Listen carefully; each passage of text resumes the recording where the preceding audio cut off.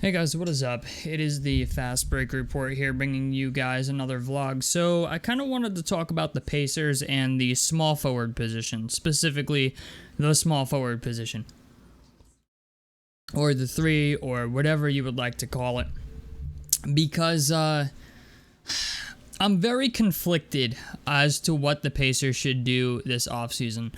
I'm gonna tell you what what I think the Pacers are going to do, what I'm hoping they will do, and whether or not it's realistic or not. Because I think a lot of people are very split between a couple guys. And the two guys are OG Anunoby and Paul George, and obviously Ben Mathurin. Look, man, I'm just gonna say this video is probably gonna irritate a couple people, and that's perfectly fine. This is really just so much to drum up discussion more than anything. Because I do want to talk about this, because if it were not an issue, it's something that wouldn't even have to be talked about. But it's something that is getting talked about, and I personally would like to give my opinion on it. So I will say this. First of all, I don't think Benedict Mathurin is a small forward. I actually think he should be playing the shooting guard position. Obviously, that's probably not going to happen because we have Andrew Nembhard, and Andrew Nembhard towards the end of this past season, after the All-Star break, showed us what he can really be, not only offensively but defensively. I would say Andrew Nembhard definitely earned himself a contract extension after what we saw in the second half of the season and in the playoffs. The amount of growth we saw out of Andrew Nembhard is something I'm going to be honest, it's something I didn't really expect. I think we all knew Andrew Nembhard could be good, but I don't think any of us knew he would become that good. You know what I'm saying? And I'm conflicted on this specifically because Andrew Nembhard, to me, is a backup point guard. The thing is, we have TJ McConnell. So Andrew Nembhard is also too good to have on your bench as a sixth man. Same thing with TJ McConnell. They are simply, TJ McConnell is too good to just make him the third string option.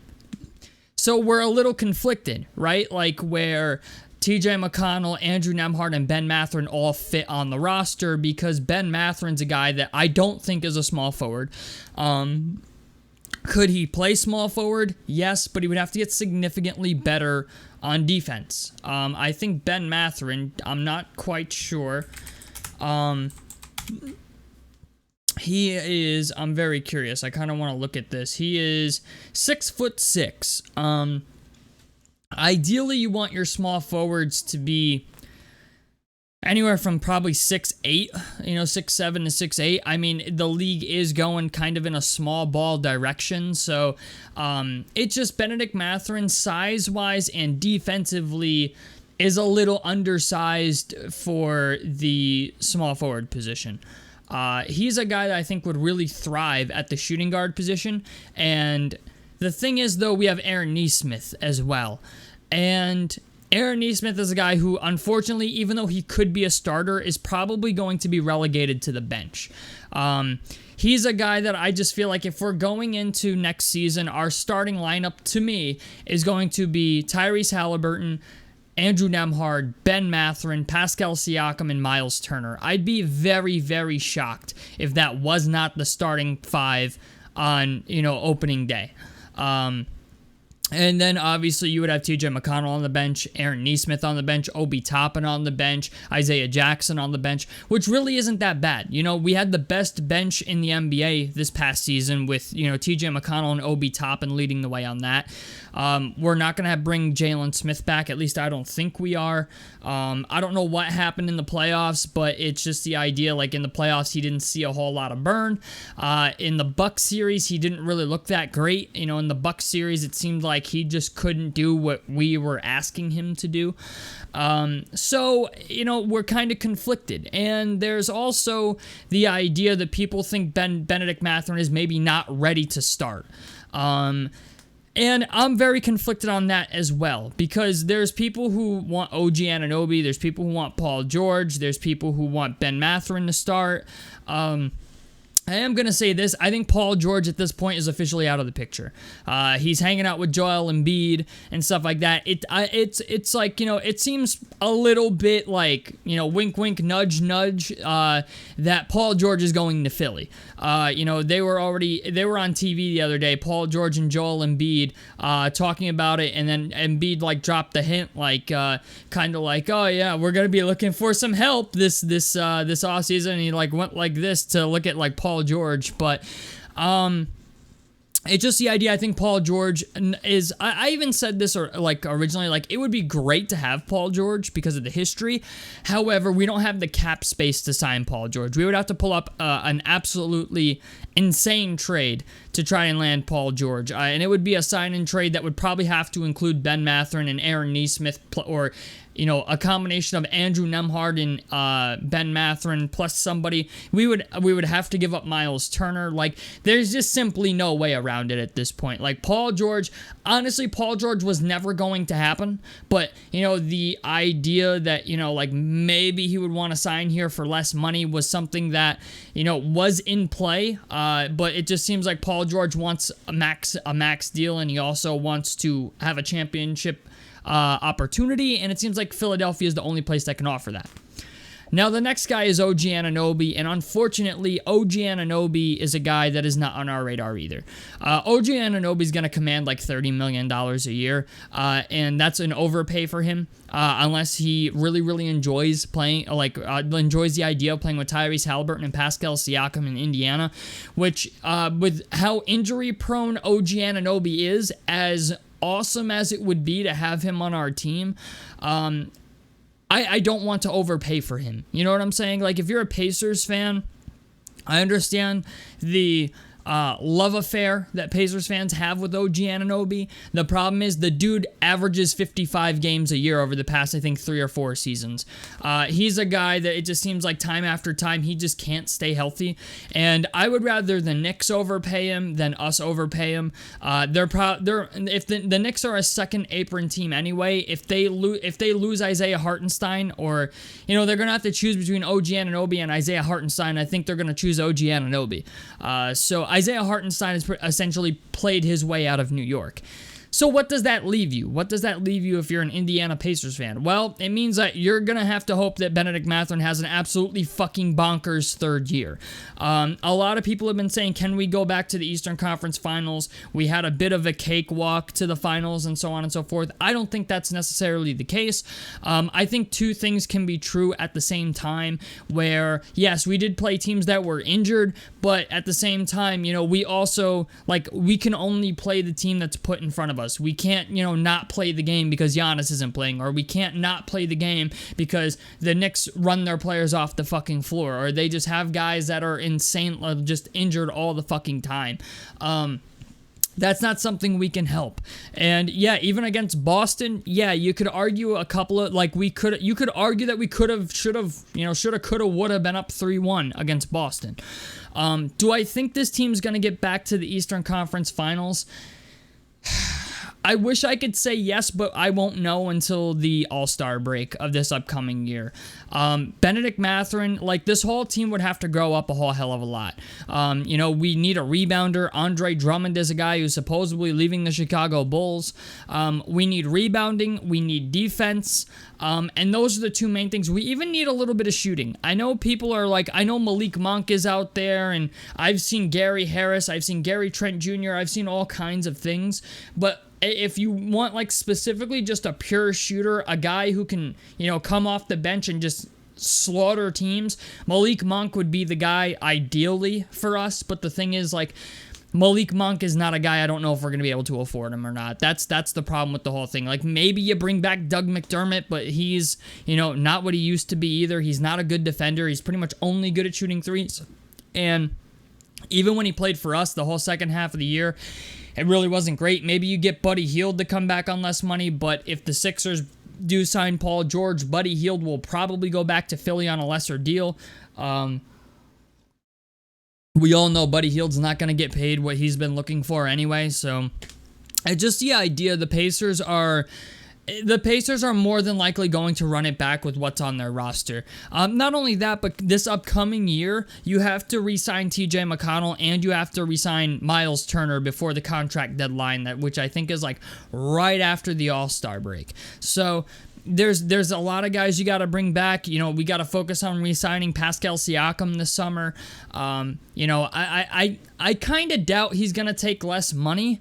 But part of me is kind of like, if Pascal Siakam Pascal Siakam is I want to say he's conflicted with two situations, right? Because here's the thing. Pascal Siakam could sign with us for less money, right? And still be on our team and give us cap room to maybe make a run at an OG Anunoby or a Paul George, which more than likely is not going to happen. But the thing is, the more money that Pascal Siakam gives us to play with, the better chance we have at winning. And on top of it, right, like I've never understood this NBA player narrative where, like, I think Pascal Siakam's last contract was like worth like $140 million. I don't remember. What was Pascal Siakam's last contract? Pascal Siakam contract. I'm just very curious. What did he get paid? So his last contract was for 4 years, $136 million. Okay, this is a guy who is set for life. Now I understand, you know, athletes are greedy, even though they make more money than 99% of us. It's just the idea. Pascal Siakam's made $136 million over his career. Granted, he lives in Canada, and the tax rate is fucking insane. He'll be living in Indiana, which is not and nowhere near as high a tax rate as Toronto or, you know, as Canada. But the thing is, like, this is a guy who's already set for life. You know what I'm saying? And even if you were to give him $90 million, right, you're talking about $200 million that this guy's going to have. And I get that that's, you know, that's before taxes. But it's just the idea. Pascal Siakam, money-wise, is set for life. So it's really going to be a question mark of if, you know, like, the Pascal Siakam contract has the ability to really make or break this team. And I hate to say that, but like if we sign Siakam to like a 5-year, $245 million contract, we're going to be strapped for cash for the next couple years. And I honestly believe that, like, Siakam is a very good player, but if you sign him for 5 years, $245 million, you are going to officially be a second apron team, which isn't the end of the world, but you're going to be a second apron team that is really going to have to rely on the rookies that you currently have. You know, your Jarris Walkers, your Andrew Nembhards, you're going to officially be in the same situation as the Boston Celtics for a team that is maybe, I don't want to say not a championship team because they would definitely be in the conversation, but they're not a bona fide championship team. And that's my problem with the whole thing. I understand as small market teams, you basically have to kind of overpay these guys if you want them to stay. But the thing is, it's like, you know, if just like, this is why I keep putting this idea out there. If he were to just take maybe a little less money, you know, that means we could maybe pick up a Malik Monk or a Gary Trent Jr. and still have Ben Mathurin and Aaron Nesmith and Andrew Nembhard and Jarris Walker and TJ McConnell and Miles Turner. Like, honestly, if Siakam just left us enough money to get a 3-and-D wing off the bench, even an Isaac Okoro or somebody like that, right? If he was able to, like, just save us just enough money to do that, this team could be really fucking good. And I will say this, I do think Benedict Mathurin's going to work his ass off this summer. That's just my opinion. Just based on the competitor that he is, I would guarantee you it fucking, like, burned a hole in his heart that the team got to the Eastern Conference Finals without him. And, you know, I guarantee you it's in his mind that, like, if I was out there, what could have we done? You know what I'm saying? Like, we could have maybe went to the NBA Finals. And so there is hope. You know what I'm saying? I'm not saying the team is hopeless. But I do understand, like, the small forward and shooting guard positions do need to get better on our team, as well as the rebounding and the defense and stuff like that. That all needs to get better. But I think that's going to take care of itself as time goes on. Maybe this upcoming year we maybe don't meet our goal of maybe getting back to the Eastern Conference Finals. I'm assuming that's the goal. Obviously, every year the goal is to win a championship, but our goal should be to try to get back to the Eastern Conference Finals and not be the fucking Atlanta Hawks. But it's just the idea. If we fall short of that this upcoming year, I kind of understand. But the following year, if we don't make it the following year, then there's a problem. Okay, then at that point, then we got to start, if Ben Mathurin never breaks out of his shell in this third year, then we need to start considering trading him. And I know that sucks and it sounds shitty to say, but we cannot afford to have another Miles Turner situation on our hand where it takes 9 years for the guy to finally become, even just show flashes of the guy that we thought we drafted, so... Because Miles Turner for years has just been killing me. And I'm like, dude, he's got a rebound. He doesn't attack the basket. And finally, this past year, he's been doing that. And ever since we got Pascal Siakam, Miles has had more time to work down low. But, yeah, you know what? I think this team's going to be decent. I think for the most part, the roster is going to remain relatively unchanged. They might add 1 or 2 guys here and there if they can. Obi Toppin's going to be a guy that it sounds like they want to bring back. I'm just hoping they don't pay an arm and a leg for him because if I'm just going to be honest, if we're going to re-sign Obi Toppin, he needs to get better at defense. I know what he can do offensively, but, you need to get in the fucking gym and focus on playing fucking defense. And, all summer, him, Tyrese Halliburton, and Benedict Mathurin should be playing pickup games and just doing nothing but fucking switching screens. Okay? These guys need to work on defense this summer. And because that's the thing that made us lose all those games to those teams that are under 500. The intensity wasn't matched. We played defense like shit. And it seemed like when we played teams with a record that was under 500 or borderline lottery teams, we just kind of gave up. There was no effort. It was kind of like we walked out there and took the game for granted and then got our asses handed to us. So this year, I would like to see a bit of a change where it's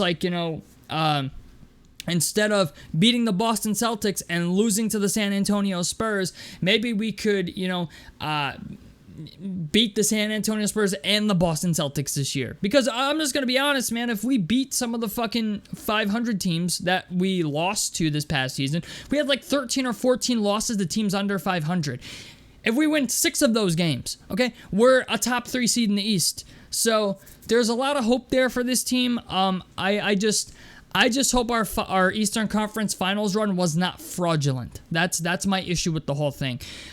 This offseason is very important. It needs to be handled with kid gloves, okay? It needs to be handled correctly. Because if it's not handled correctly, you could potentially be locked into a team that will never see the Eastern Conference Finals again until we get a third star. And with the new CBA, it seems like you're not going to be able to have a third star. And if you do have a third star, you're going to be counting your fucking pennies in order to put a bench unit around those guys. So, as much as I always say, right now, the Boston Celtics are in salary cap space hell. After this summer, the Indiana Pacers are going to be in salary cap space hell. So, enjoy the team that you have because this is the team you're probably going to be locked into for the next 3 to 4 years. So, tell me what you guys think about this down below in the comment section below. A like helps me out. Subscribe if you guys want to see more on the Fast Break Report. And I'm out of this motherfucker. Peace, guys.